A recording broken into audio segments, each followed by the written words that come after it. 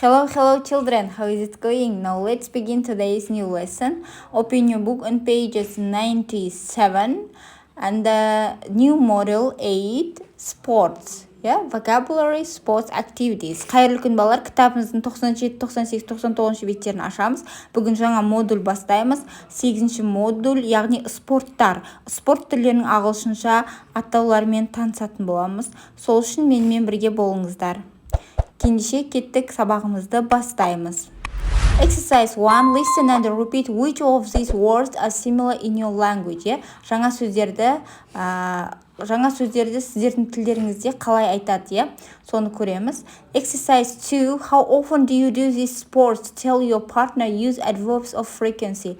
Яғни, жиілік істеулерін пайдалана отырып, сіздер спорттың түрлерімен қаншалықты жиі, кейде, ешқашан деген секілді қосып сөйлемдер құраңыздар дейді. Мысалға, I sometimes play football. Мен кейде футбол ойнаймын деген секілді, балалар. Яғни, жаңа сөздерді қайталайық. Badminton, water polo, rugby, swimming, hockey, cricket, tennis, cycling, basketball, football. Балалар қарасақ, бұл футбол түрлерінің барлығы бізге таныс. Өйткені суреттерін көргенде де бізге түсінікті тілде көрсетілген. Мен сіздерге өз нұсқамды қалдырдым, содан қарап жазып алсаңыздар болады. Және де never деген ешқашан деп аударылады, sometimes кейде, often жиі, usually әдетте, always әрқашан деп аударылады, балалар. Next, reading 8A, Glasgow School of Sport, яғни Glasgow спорт мектебі. The Glasgow School of Sport isn't like other schools. It's Scotland's first school for sport. Glasgow спорт мектебі басқа мектептерді ұнатпайды. Ол Шотландиядағы бірінші спорт мектебі. Және де бізге қысқаша осы спорт мектебі жайлы мәлімет берілген, соны оқып шығайық. What is a sports school? At a sports school, there are school subjects like maths, English, science, and geography, but every day the students also do sports. At the Glasgow school, there is badminton, hockey, swimming, athletics, or gymnastics to choose from, so it's never boring. Яғни бұл мектепте математика, ағылшын, географиясын секілді сабақтар болады екен. Және де күнде оқушылар спортпен айналысады екен. Және де бұл мектепте бадминтон, хоккей, жүзу, гимнастика, атлетика деген сабақтарды таңдайлықса болады. Және де ешқандай да іш пыспайды дейді. How many students are there? There are 1,100 students at the school, and a lot of them are very good athletes.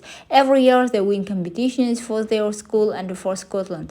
Яғни ол жақта 1100 студенттер бар, және де олардың барлығы атлетикадан жақсы, және де жарыстардан әрдайым жеңеді, жыл сайын жеңеді екен. What's next? Many students from the Glasgow school become athletes. They take part in important competitions like Commonwealth Games and the Youth Olympics. Students Michael Jameson got a silver medal for swimming at the 200 meters at the London 2012 Olympics. Және де ол жақта көп студенттер жеңіске жетеді, көп студенттер жеңіске жетеді, және де оларда Commonwealth Games, яғни олимпиадаларға да қатысады екен. Сол жақтағы бір студент Майкл Джемсон деген бұл студент күміс медаль алған жүзуден 2012 жылы Лондондағы олимпиадаға қатысып дейді, балалар. Енді келесі exercise 1, read the title, the subheadings, and look at the picture. What is the text about?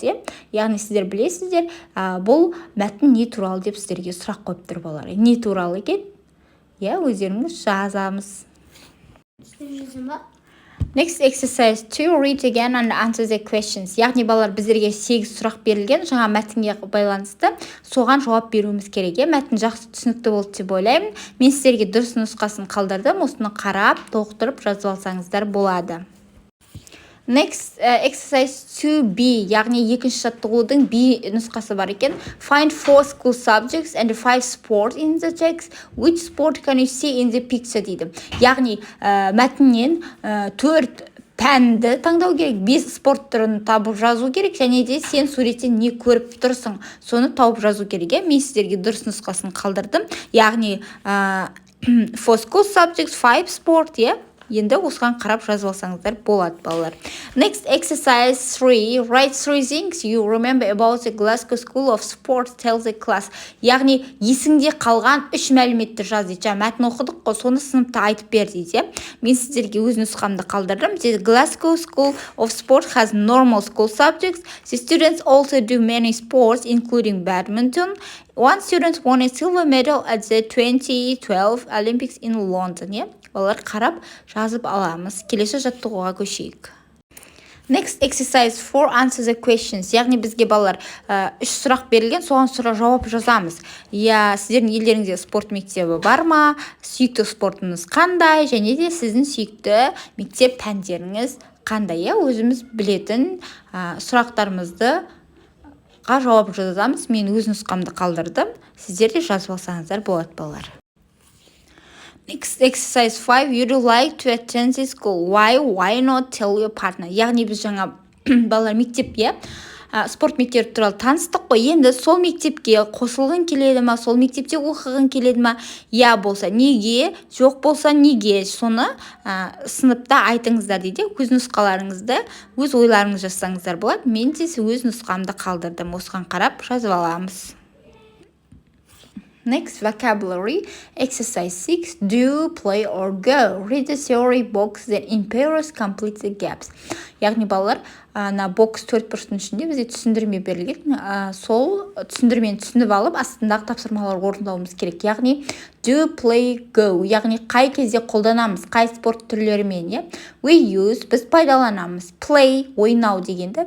With ball sports or competitive games. Яғни бәсекеге қабілетті және де доппен ойнайтын спорт түрлерін айтқан кезде қолданамыз. Мысалға, доппен ойнайды. Play football, play volleyball, Go with activities ending in ing. Яғни соңғы ing мен бітетін іс-әрекеттер болған кезде біз go-ды пайдаламыз. Go skiing, go swimming деген секілді. Do with all other sport and recreational activities. Яғни басқа барлық спорт түрлеріне біз do-ды пайдаланамыз. Және рекреациялық іс-әрекеттерде do gymnastics деген секілді. Енді астындағы спорт түрлеріне осы сөздердің қайсысы тиісті орнын тауып, толықтырып шығуымыз керек, балалар. Сіздерге дұрыс вариантын қалдырдым. Сіздер өздеріңізде жазып, менің нұсқамен тексеріп алсаңыздар болады. Next, exercise 7. Speaking. In pair, discuss which of sports in exercise 6 you like, don't like. Use the adjectives.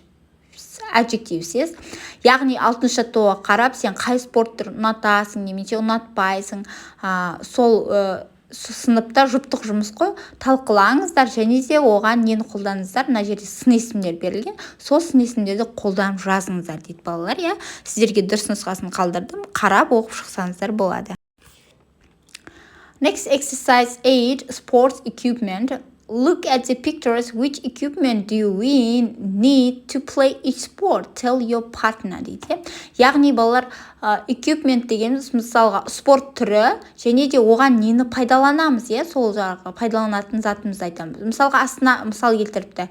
We need a ball and a trainers to play football. Мен футбол ойнау үшін допты және кроссовкиді пайдаланамын деген секілді. Әр спорт түрінің өзінің equipment'і бар, өзінің қолданатын, пайдаланатын заттары бар. Соны жазуымыз керек. Мен сіздерге дұрыс нұсқасын қалдырдым. Балалар, қарап шығамыз, балалар. Now last task, writing, яғни жазылым. Exercise 9. Complete the paragraph about your favorite sport. Read it to the class. Яғни әрқайсымыздың балалар өзіміздің сүйікті спорт түріміз бар, Сол спорт түрімізді жазамыз, және де біз ол спорт түріне нені пайдаланамыз, жаңа эквипментті айттық, ойнау үшін не керек бізге, соны жазыңдар, және де ол қандай спорт түрі, аджектив пайдаланып, соны толықтырып жазсаңыздар болады. Бүгінгі сабақ бітті, балалар. Сабақ ұнаса лайк басамыз. Сау болыңдар.